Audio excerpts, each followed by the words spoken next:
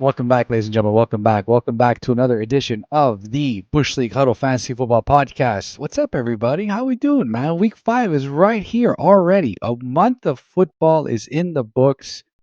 I'm happy, I'm sad all at the same time. I'm sad for my record, and I'm also sad that a month is already gone. And what do we know after 4 weeks? A whole lot of nothing, because every single wide receiver that everyone drafted in the first round is either injured or just not living up to the hype, not named Amon-Ra St. Brown or Puka Nacua. But that's for the first 4 weeks. Now we're going to move on to week 5 over here. We got a fantastic episode for you guys right now. But before we get into the really fun stuff, we have to remind our very, very, very loyal listeners to please follow us on YouTube, Spotify, Apple Podcasts, TikTok, Instagram, Twitter, all your weekly fantasy breakdowns all season. Send us your waiver questions, your sit-start questions, your love-hate questions. Message us about how you're having issues with your lineup for that week. Just send us whatever you want. We interact with our fans all the time, and we need that engagement. So please send us everything you want. And don't forget to like, follow, subscribe, share with all your friends. Try to bring in, somebody into the fantasy football community. You know what I mean? Like we're always looking for more people, and there's worse places that you can start with our podcast. Just putting it out there. But let's jump into the opening drive.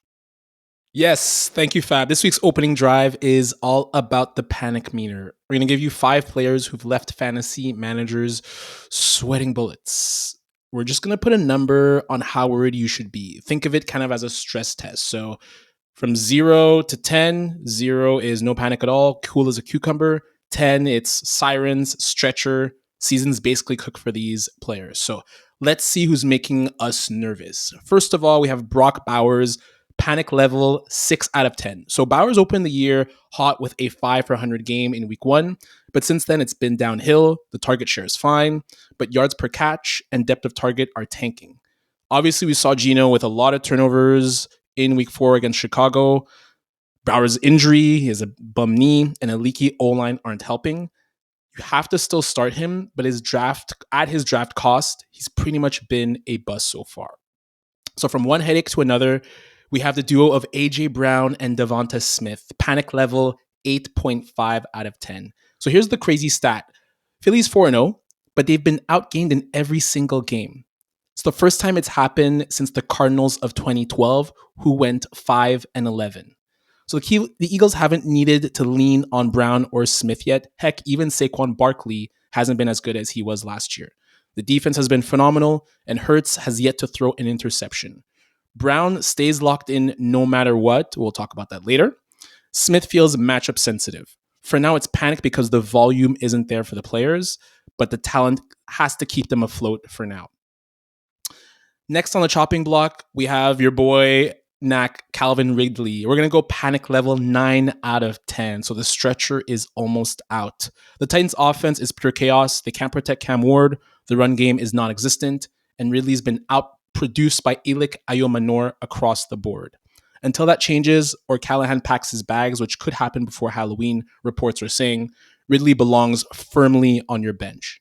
And if you thought that was bad, let's talk about Derrick Henry. Panic level, we'll say 3 out of 10. The King still looks the part, 5.8 yards per carry, 160 yards after contact, that's 50% of his total.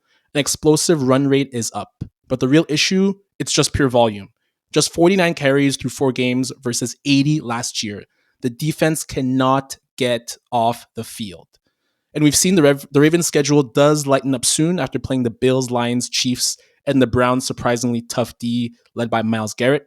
So I wouldn't sweat too much. Now on the other side of the spectrum, we got, last but not least, Brock Purdy. 4 out of 10 panic meter. Yes, the Niners are 3-1, but the red flags are piling up. They're on pace for the most man games lost. The O-line isn't protecting Purdy. He's already missed 2 games, and in 2 games he's had 4 picks in both games. 2 in each, 4 total. Their wide receiver room is always banged up. Kittle's hurt. And CMC, yes, he's doing well in PPR, but he hasn't looked like his usual self in the running game. Somehow the machine keeps churning, but it feels like the wheels could fly off any week now. And that wraps up the panic meter. From mild headaches to full-on emergencies. Now we're going to turn the page to love-hate. Nach's going to kick us off with the receipts, as he is very good at last week's record, the hits, the misses, and then we'll get rolling on this week's call. Thank you, Raj. So as he said, we'll go into our love-hate for this week. Before we get into the love-hates, I want to remind everyone of the Week 5 buys coming up, which sees the Steelers, Packers, Falcons, and Bears taking the week off. So before we get into our picks for this week, we will go through our picks from last week. We did collectively go 8-7, so we'll chalk that up as a win. Fab, you took the cake this week, going 4-1, hitting on loves Chris Olave, Quentin Johnson, and Mark Andrews, as well as hitting your hate in T. Higgins, but lost out on the hate of DK Metcalf over on one play. Let us mention one play. Raj, you went 2-3, lost on your loves with Chase Brown and Nick Chubb. Woody Marks took the bulk of the work there. I did mention Woody Marks last week, but we're not going to count it. You did. You definitely did. You did hit on Mason Taylor as your love for tight end, as well as your hate of David Montgomery, who surprisingly put up a dud of a game. And you did miss out on your hate of Javonte Williams, who did in fact score a touchdown. I lost on my love for Geno Smith, who even with 3 interceptions still put up some solid fantasy numbers. I did hit on Tua Tagovailoa, who had a very good game on Monday night. Complete swing and a miss on Dak Prescott and Michael Penix. Penix threw for 300 yards, 2 touchdowns, did have that 1 pick, but still had a very, very awesome game with his spot on the line going into the bye. So nice little bounce back from Penix. And I did also hit on my hate of Sam Laporta, who once again failed to put up double-digit fantasy points. So that'll do it. We are collective 26-29, so we are clawing our way back to that 500. Let's make sure we get there, and let's see ourselves go 5-0 this week. How about that, guys? Let's do it. So without further ado, we'll start off with the quarterbacks. And Mr. Fabio, who do you got this week? I got a little Jaxson Dart. Jaxson Dart at New Orleans. Come on, guys. Show some love for the Rook. He's coming off a 21. Show some love for the Rook. You don't want to buy his jersey yet, though. Not yet. He's wearing a Saquon jersey. Not yet. He's masquerading that as a Saquon. I love Saquon. It's not his fault. He still loves the Giants anyways. But we're going to... Come on, guys. Hate. Let's go. Jaxson Dart at New Orleans. He's coming off a 21 fantasy point debut. And Jackson's going to throw some more darts versus New Orleans D that's giving up the 7th most fantasy points to quarterbacks. New Orleans have surrendered 9 passing touchdowns to quarterbacks. So I expect Dart to use his legs quite a bit in this game too. He had 10 rushes last week, which makes him a prime start in 2 quarterback and superflex leagues. He's ranked right now as QB 18, but I see him knocking on the door of a top 12 play this week, especially with all the buys. And the other matchups that I'm not too happy about, which we're going to get into in the late section. But this is a great start for Jaxson Dart, especially coming off a win versus a very tough Chargers defense. I know he's missing Malik Neighbors, but the rushing upside is there, and it's something that cannot be ignored. And if you have him on your team in a 2 quarterback and superflex league, try to get him in your lineup because I think he's going to put up some very nice numbers. He's going as QB 14 in consensus. Oh, okay, so I guess it just popped up. Well, when I did my research, it was QB 18. So. Yeah. Sorry, no, sorry. No, it's fair. But it's impressive. It's above Brock Purdy, above Stafford, above Darnold, right below Knicks, which is a pretty.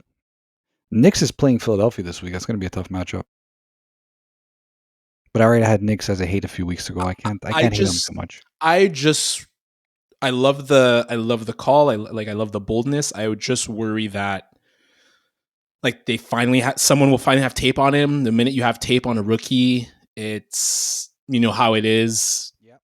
That Saints D played Josh Allen pretty tough last week too. They've been very competitive in Buffalo. Yeah. So they've been very competitive this year. To watch, I guess. 100%. I don't know.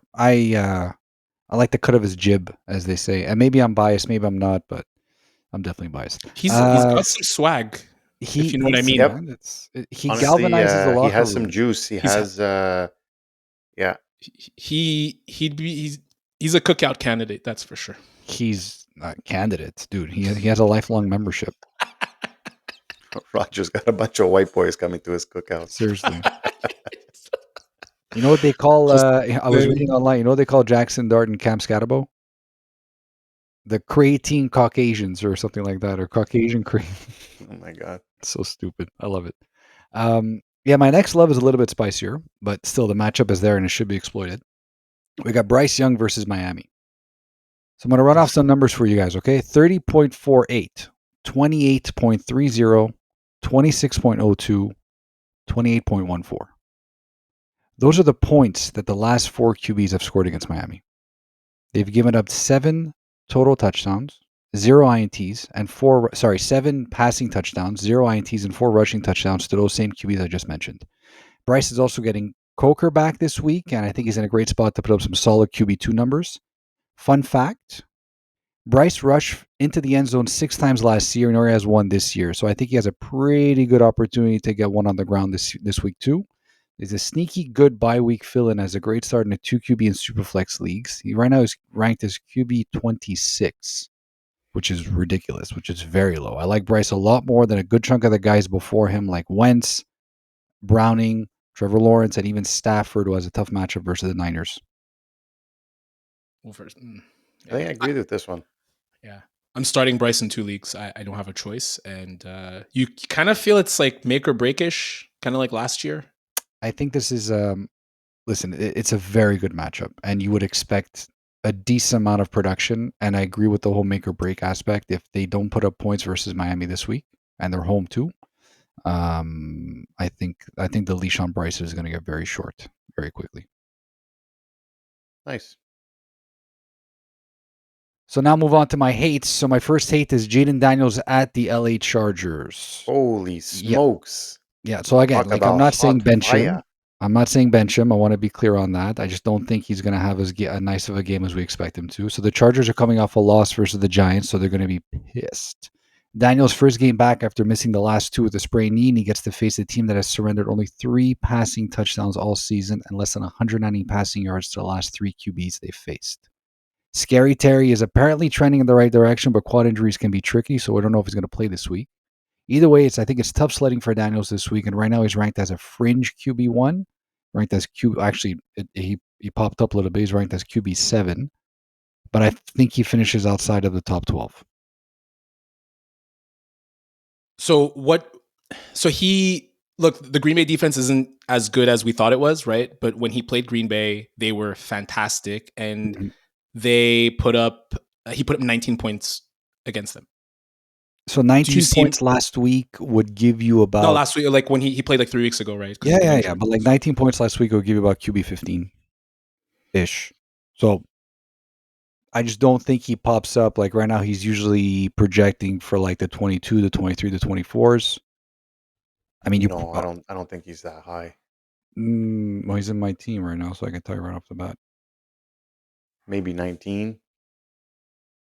He's projected for... Apologies, ladies and gentlemen. 19 points. 20 and a half on my end over here. So just to say, I mean, depending on your scoring settings and all that stuff, it's a very tough matchup. It can't be ignored. Right, scoring settings. Yeah. And they're back in LA as well. And the fact that he's missing some of his weapons, and honestly, I don't know to what degree he's going to be back into his full strength. The sprained knee does scare me a little bit, and I think that he'll be able to get some points off his legs and off his rushing ability. Trepidations though as to how much he's going to be used for that, and considering his he just got back off an injury. Completion percentage wise too, he's been just at or below 60%, mind you, in 2 games. But from what I even see on Twitter from analysts, like there's a slight regression so far with Daniels. So I will be curious to see how he plays. Which is kind of par for the course for every single player that I've drafted this year. So just bear in mind, ladies and gentlemen, that if I have one of these players that's on your teams, I apologize. Conversely, that means he's gonna get like 50 points. I mean, I'm sure you'd be happy. it's a win in one column, it's Yes, a loss in exactly. another. Yeah, You know, like we got a exactly. little bittersweet. But the next one is definitely bitter and not sweet at all. Trevor Lawrence versus Kansas City. So Joey Sunshine is currently ranked as QB 22 this week, and even in a home matchup, he's riding my bench in all formats. Ever since the Chiefs' first game, where they surrendered 3 touchdowns to the Chargers, they've given up 1 passing touchdown and have 3 INTs to show for it. Chiefs D is rounding into midseason form and currently giving up the 7th least fantasy points to opposing quarterbacks. Strong sit for me, even in a week with 4 teams on bye. They're I'd throw a dart at a board, and whoever's on the waivers right now is who I would start over Trevor Lawrence. Yeah, I mean, hard to argue with Trevor Lawrence. And Not and not been great. and I think this might be the last time that we have Trevor Lawrence as a hate this year, just considering how he's been playing and how that offense has been chugging. I don't, because you know how we try not to pick hates for guys that are really ranked outside, just to keep us honest and make it very difficult for us. From what I've seen so far from Trevor Lawrence in that offense right now, that's it leaves a lot to be desired, and you really expected him to take the jump, and you can't see it. You really can't see it.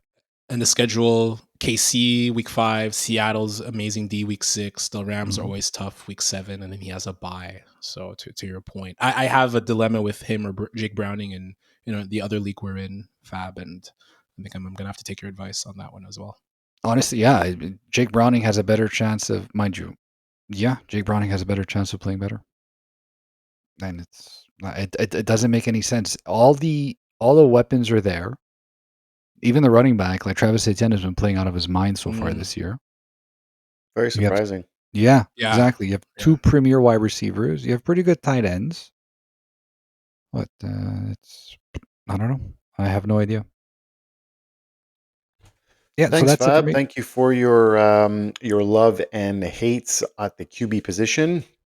I will take over now and give you my love and hates for the running back positions. So, for my first love this week, it's going to be Trey Benson, consensus RB21 versus the Titans. So, he was a hot name on the waiver wire last week, but failed to perform the way his fantasy managers expected. Always tough when you're named the starter. Quick turnaround Thursday night football game. He rushed 8 times for 35 yards, although he did catch 5 passes for 19 yards. So to somewhat save his day in PPR formats. But he's back at home in week 5, and he gets a very juicy matchup versus a Titans team that is in complete disarray. They are giving up the 4th most points to running backs so far, and gave up almost back-to-back 30 burgers to Jonathan Taylor, and Woody Marks with 32.8 and 27.9 respectively. So all cylinders go for Trey Benson in week 5. I love the call. I love the matchup. Apparently, he just popped up on the injury report this week, and considering it's there's not a lot to it, just for managers out there to keep an eye on this, because it's very smoke and mirrors. Just looking at the latest news for Trey Benson, and I know because I have him on a few teams. Um, it's just something to keep an eye on. Even though they're playing on Sunday, so it should be fine hopefully by then. But considering it's a 4 o'clock start, you might just want to have backups available in the event that for whatever reason he can't go. Well, DeMarcado should be owned just because it seemed like if and when the Cardinals are down. When I watched the game last week, he played a lot in the fourth quarter. He was a big part of their comeback.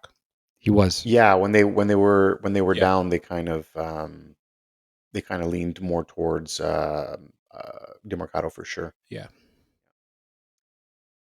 Next running back I love this week is going to be Mr. Alvin Kamara versus the Giants. RB18 consensus from PFF or Football Pros, Fantasy Football Pros. So I don't know. I ask you guys, are we finally seeing a decline from Kamara, or are the Saints just that bad? So the volume's been there despite them being down in every game this season, and he's just not been very efficient. 49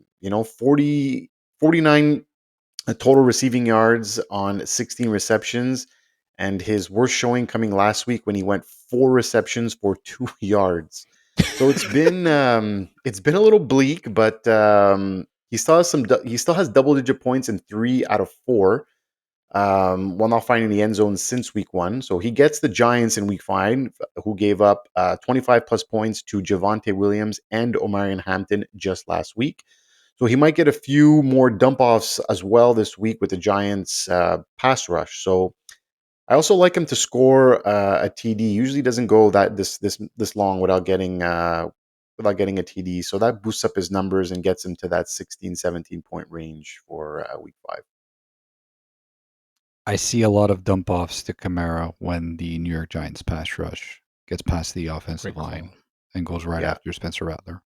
I see Yeah. a lot of dump offs to him. So I think, hey man, like if I was facing Kamara this week and I faced him before in scenarios where he has like 10 receptions for like 12 yards, which is just gut wrenching because you get 11 points for doing It's absolutely nothing. stupid. Yeah. Stupid.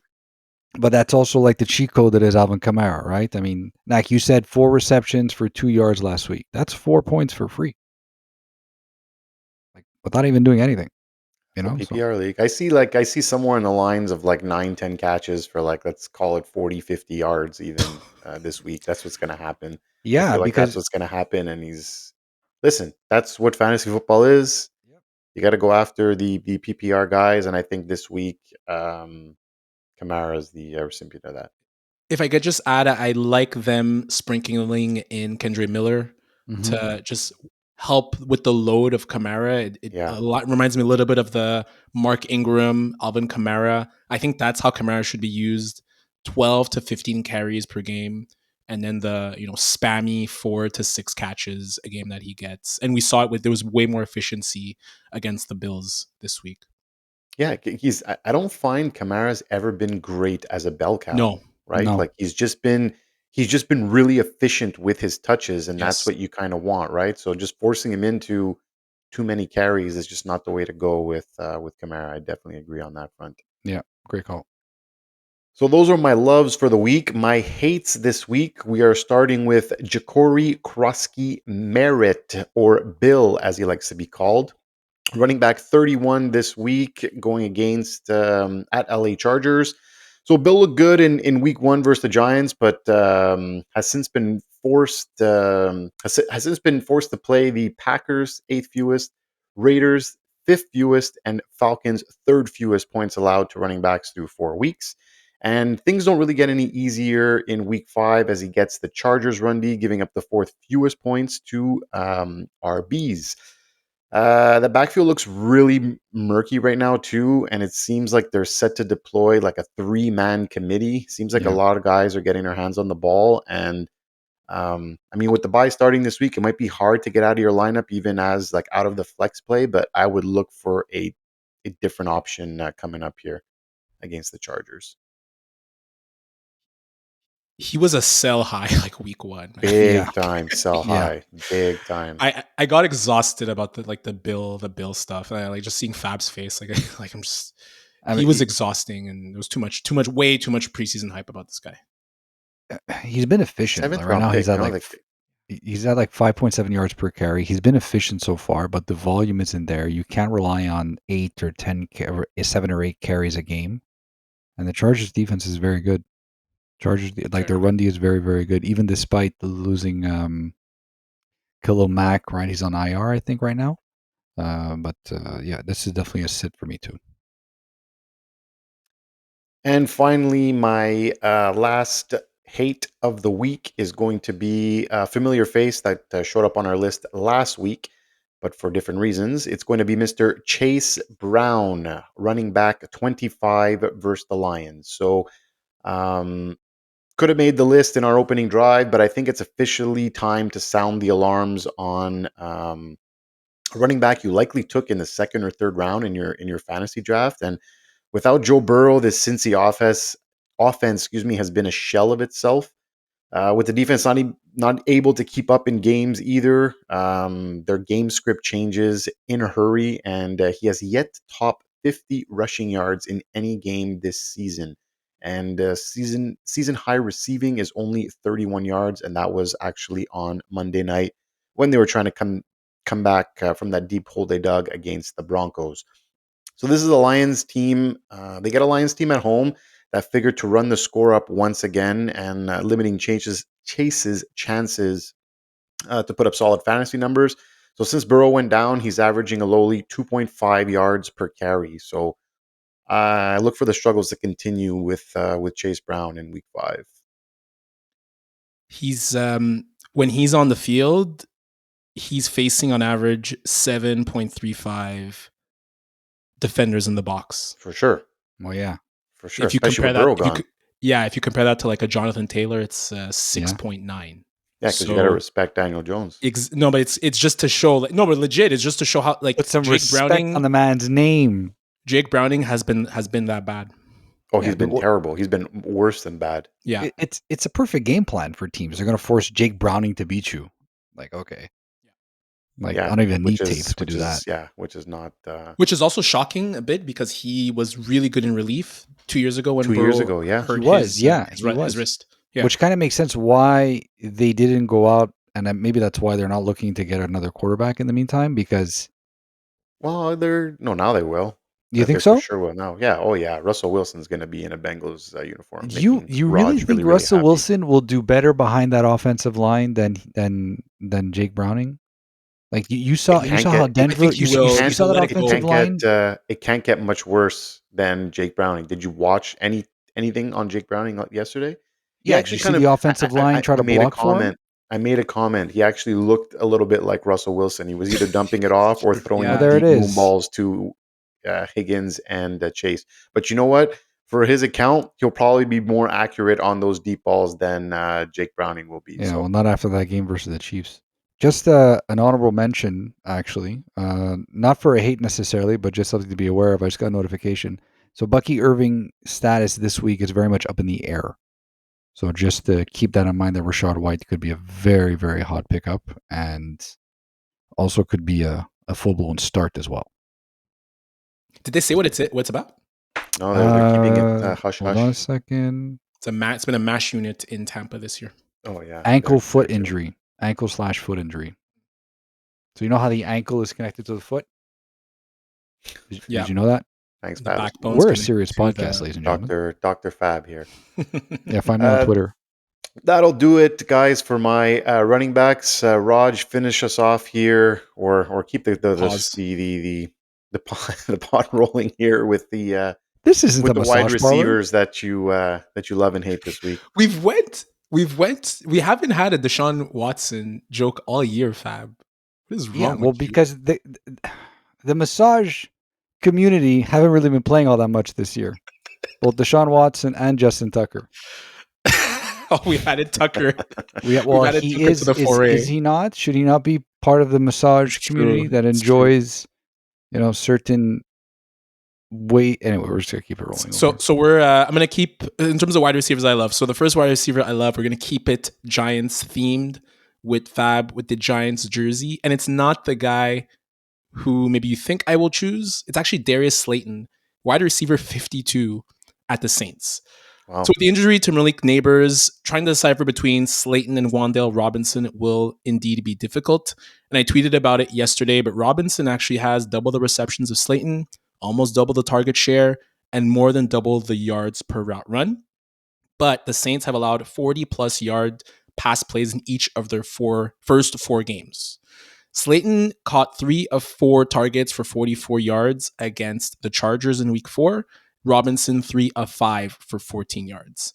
I think Slayton will act more as the deep shot target player, whereas Robinson will work underneath. So I'm going with Slayton over Wan'Dale Robinson against the Saints this week. Yeah, I like that call. I think that's a smart play. Yeah, and look, they paid him, right? They gave him the Saquon Barkley money. Let's try to get something out of him, please, or else you might as well just have kept Saquon Barkley, but that's for another topic. The second wide receiver I love this week, another interesting call, but I like Christian Kirk, wide receiver 46 versus the banged up Ravens defense. The Ravens have one of the worst pass defenses in the league currently, and they're extremely banged up, as mentioned.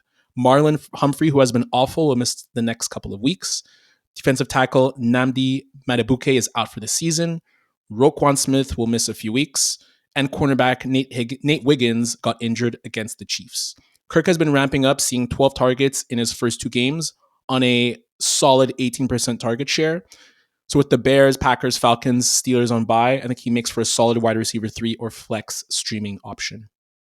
Yeah, and you have to figure that even with Lamar Jackson now slated to miss a couple weeks as well, the offense is not going to be able to sustain drives with Cooper Rush. Yep. So definitely more opportunities on the other side of the ball. So definitely like this call. Totally. In terms of wide receivers, I hate Khalil Shakir, wide receiver 33 versus the New England Patriots. Shakir has cemented himself as Josh Allen's top target, especially in the last 2 games, with back-to-back games of at least 4 catches, 45 yards, and a touchdown in each. But he faces much tougher competition in Christian Gonzalez and the Pats defense. Gonzalez missed the first 3 weeks of the season, and in his season debut against the Panthers last week, he held Tataroya McMillan to 2 catches for 30 yards when facing him. If you look at Shakir's 5 games versus the Pats in his career, in which Gonzalez has played 4 of those, Shakir has 12 catches, 134 yards, and 0 touchdowns. So that's an average of 2.4 catches and 26 yards in those games. And I think Gonzo neutralizes him again. Yeah, when Christian Gonzalez is back on the field, that defense is completely transformed. Completely. Yeah, he doesn't get enough credit as one of the top. I think Sauce Gardner has to. It's the last 2 years he just hasn't been the same player. And I think when you start looking at quarterback rankings, I think Christian Gonzalez has to make his way up there compared to someone like Sauce Gardner.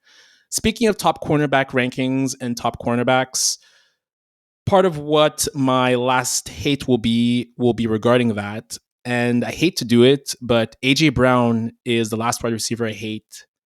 Running wide receiver 18 versus Denver. I really hate to do it because I'm all about team #player studs. But vibes-wise, it's very bad for AJ Brown and the Eagles. And Pat Surtain ain't good for what ails this passing attack. Surtain put on an absolute clinic on Ja'Marr Chase week 4 Monday Night Football. According to Next Gen Stats, when matched up against Chase, that's Surtain, in 13 matchups, 1 catch, 8 yards for Ja'Marr Chase. This predicts to be a defensive battle, and I foresee AJ subtweeting again after this one. An AJ Brown owner in another league we're in has DK Metcalf, JSN, and Chris Olave. I much prefer those 3 options over AJ Brown if you are in a situation like that. Well, minus DK. It's true. DK Metcalf. It's true. Thank you. But he was on my do not draft list since the jump, and it has nothing to do with AJ Brown, the player. He's a fantastic player. He's one of my favorite wide receivers. He has everything to do with the fact that your quarterback doesn't throw the ball. And that's fine. They're still winning games. They're 4-0. Like, they have Saquon Barkley back there. I get it. But I don't know how you can sustain a number 1 wide receiver when you don't even hit the 3,000-yard passing mark every year. Or he didn't do it last year, but still. Right? I mean, it's... The Eagles, to me, they're the modern-day Cowboys. Like, when I see Jalen Hurts, I see Troy Aikman. I see someone who's relied upon on a great defense, a tremendous offensive line, and a potential Hall of Fame running back, and they don't have to throw the ball very often. And when he's tasked to do that, like the Super Bowl, like in the 4th quarter against the Rams, in the NFC Championship against the Commanders, he can do that. But I get it. Like, why you're going to risk turnover? He has no turnovers this year. Yeah, but that's the thing. They're 4-0. They're playing amazing football, and to the Eagles and Nick Sirianni and the offensive that's all that matters to them, right? Like, if he wants to pout, he's going to pout, and they're going to have to figure it out. But fantasy-wise, I definitely agree. It's tough to trust AJ Brown week in and week out. But man, they're winning games. It's not like they're 1-3 right now, right? And you're not throwing him the ball. Well, the squeaky wheel usually gets the grease, right? And he was posting whatever he was posting on social media, which I still don't understand what it means. I read it a few times and I was still very confused. I'm assuming it's him complaining, I guess. Well, I have no idea. Philosophizer. Yeah, but that's fine. I guess he's reading too many books on the sideline, which again he has time to do because he's not even playing or getting the But, ball. but I just want to, but like I'm just looking at his 2022 and 2023 with Hurts. He had 145 targets in 2022, 88 catches, 1,400 yards. The next year, 158 targets, 106 catches, 1,400 yards. Like it has to be Saquon and the defense. Like the defense got It has to be the defense. The defense got incredibly much better. Yeah. incredibly better. Raj, why don't you give us a tight end before we end this off here? With pleasure. Tight end I love, and we'll go back to the well of the Houston Texans. Dalton Schultz, tight end 19 at Baltimore. Schultz actually has really good underlying metrics so far without the touchdowns to truly be startable, but I think that luck changes this week. He has a route. He's run a route on 67% of his dropbacks. He has a very solid 16% target share, just behind Christian Kirk, and he's averaged 5 catches in each of the past 2 games. We talked about the issues with the Ravens' leaky defense, who I mentioned is missing players at all 3 levels of the defense. And they've also allowed the 4th most receiving yards and 7 most fantasy points per game to tight ends. So I'm starting all the Texans this week, including Dalton Schultz. All the Texans. All the Texans, including Nico Collins. Including Nico Collins, yes. He needs a get right game. My God, does he ever need a get right game? He's got a chance. This is disturbing, concerning week for the Ravens. If they lose this one, it's they're done. If they lose this week, it's over. Especially with Lamar slated to miss 2 to 3. Yeah, this is a must-win for them for sure. Totally. I think Fab, who do you got tight end wise? Henry. So I never thought I'd ever be saying this name on this podcast ever in my life. I have Darren Waller at Carolina. So remove the missing persons as in the paper because Darren Waller is back. He hauled in 3 of his 4 targets for 27 yards and 2 touchdowns last week versus the Jets. This week he goes up against the Panthers that give up the 6th most fantasy points to tight ends. And the fact that Tyreek Hill is out for the season, I think Waller can flirt with top 12 value right now. He's being ranked as tight end 21. So if you're desperate, I think he's worth a start. I think he's going to be that big red zone target that Tua needs. And like targets have been vacated with Tyreek being gone. So I think this is a very, very interesting start for Darren Waller, and it's a great matchup. It's a very good matchup. I like it. This to me sounds like that this is going to be one guy someone spends a lot of money on the waiver front, and it's going to be this week's Trey Tucker. I feel he did only have 3 targets. Yes, in the red zone, he caught both touchdowns. 4 targets. Excuse me, 4 targets. I thought it was 2 for 3. That's what this sounds to me. Especially like it was on Monday night in the lights, everyone was watching. This is going to be the guy people overspend on. It's Darren Waller. He's due for an injury any second now. Probably just happened as I spoke. So I don't know. I would definitely be weary on the Darren Waller. Let's see a couple games. I would spend. I have a great tight end now with Tyler Warren. Thank you, Nick Burris.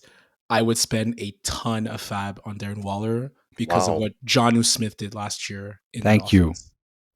Holy like they spammed the hell out of Jonnu. Like they made him the focal point. And if Waller, to your point, Nak, but if Waller is healthy, I could see the same thing happening. And that is a big if. But that is a big if he's healthy. But I do like the Jonnu Smith comp, and I just feel like a lot of the reason why he's on my love list is not necessarily because he's versus Carolina, which is a great matchup. I think a lot of it has to do with the fact that now he's going to be forced to play a bigger role in that offense with Tyreek Hill being out for the season. And there's going to be Hill commands 140 targets a year, 120 targets a year. There's going to be a portion of that's not going to be forced to go to Darren Waller. And his 2 touchdowns were in the red zone. Like, you know what? They're going to have to get to the red zone, right? Against Carolina. Anyone can get to the red zone versus Carolina.